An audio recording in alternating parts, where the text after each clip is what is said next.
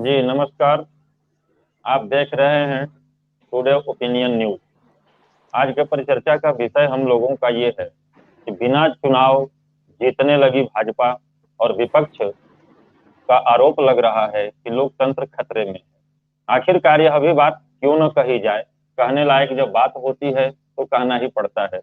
अभी 2-3 दिन पहले ही देखा गया कि भारतीय जनता पार्टी के प्रत्याशी जो थे मुकेश दलाल जी, जो कि सूरत से उनको निर्विरोध सांसद निर्वाचित कर दिया गया। इसके पीछे की भी कहानी अगर देखा जाए तो बहुत ही रोमांचक कहानी है। पूरे 8 प्रत्याशियों ने वहां पर नामांकन किया हुआ था, जिसमें ये देखा गया था कि नीलेश कुंभाड़ी जो थे कांग्रेस के उम्मीदवार थे, और एक और थे वहां पे सुरेश जी थे कांग्रेस के डमी उम्मीदवार के तौर पे, और निर्दल थे। लेकिन एकाएक ऐसी घटना घटती है कि नीलेश कुंभाड़ी जो कि कांग्रेस के उम्मीदवार थे, उनका पर्चा रद्द कर दिया जाता है कुछ कमियां दिखाकर, और जो अन्य वहां पे प्रत्याशी हैं वो सभी प्रत्याशी अपना विड्रॉल, अपना पर्चा वापस लेते हैं।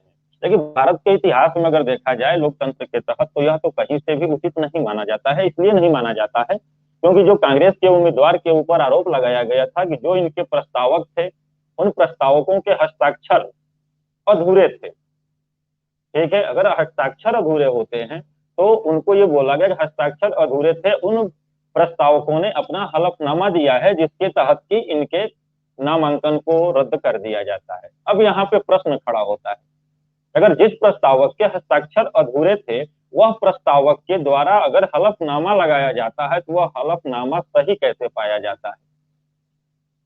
प्रश्न नंबर 2 कि अगर वो अधूरे हस्ताक्षर वाले प्रस्तावक थे तो प्रत्याशी के साथ साथ उन सभी प्रस्तावकों को चुनाव निर्वाचन जो अधिकारी थे उनके सामने उपस्थित होना चाहिए था, और इस चीज पे बात होनी चाहिए थी कि आपके हस्ताक्षर अधूरे हैं।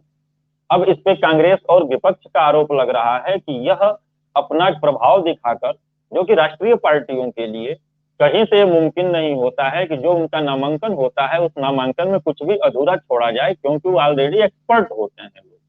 फिर भी देखा जाए तो अब इस पर उंगली ये उठ रही है कि अधूरे हस्ताक्षर को लेकर भारतीय जनता पार्टी के द्वारा दबाव बनाया गया है, इसलिए वहां पे नॉमिनेशन रद्द किया गया और हमारे कांग्रेस के प्रत्याशी को चुनाव से बाहर कर दिया गया। जो 6 बचे थे उसमें भारतीय जनता उस पे बहुजन समाज पार्टी के भी प्रत्याशी थे, जिनका की चर्चा चल रहा था कि नहीं वो चुनाव में आगे आएंगे, लेकिन उनका भी नॉमिनेशन रद्द कर दिया गया, पर्चा वापस ले लिए। अब इस पर कांग्रेस के द्वारा दावा किया गया है कि जो प्रस्तावकों का सिग्नेचर अधूरा बताकर हमारा नामांकन रद्द किया गया है यह कहीं से उचित नहीं है। क्यों नहीं है कि 2022 के भी चुनाव में आम आदमी पार्टी के एक प्रत्याशी के साथ ऐसा हो चुका है, जो सूरत पूर्व की विधानसभा सीट से चुनाव लड़े हुए थे, और उनके 2 प्रस्तावकों ने कहा था कि हमारा हस्ताक्षर गलत है।